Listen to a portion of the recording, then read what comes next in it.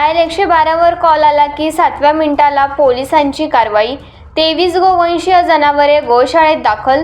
अवैधपणे गोवंशीय जनावरांची वाहतूक करणारे इसम शहर पोलिसांच्या ताब्यात। पोलीस कर्मचारी राजेश वसावे, कांती वसावे यांचा उत्कृष्ट कामगिरीबद्दल पोलीस अधीक्षक यांनी केला सन्मान।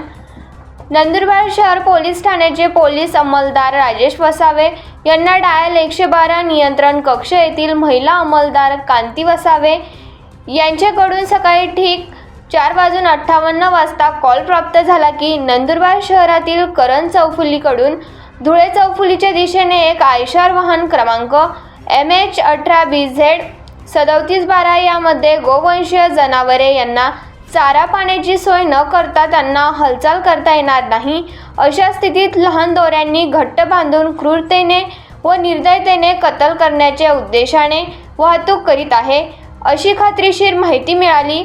सदर बाब बीट मार्शल यांनी तत्काळ स्टाफसह लागलीच घटनास्थळ गाठले।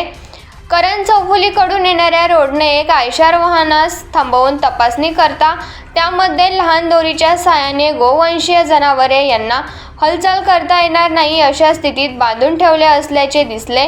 त्यांना वाहनातील गोवंशीय जनावरांबाबत विचारणा करता त्यांच्याकडे काही एक संयुक्तिक उत्तर नव्हते। सदर कारवाईत एकूण 23 गोवंशीय जनावरे व वाहन असा एकूण 12,81,000 रुपये किमतीचा मुद्देमाल मिळून आला आहे। आरोपी विरुद्ध शहर पोलीस ठाणे येथे गुन्हा दाखल करण्यात आला आहे। सर्व जनावरांची सुटका करून त्यांना गोशाळेत दाखल करण्यात आले आहे।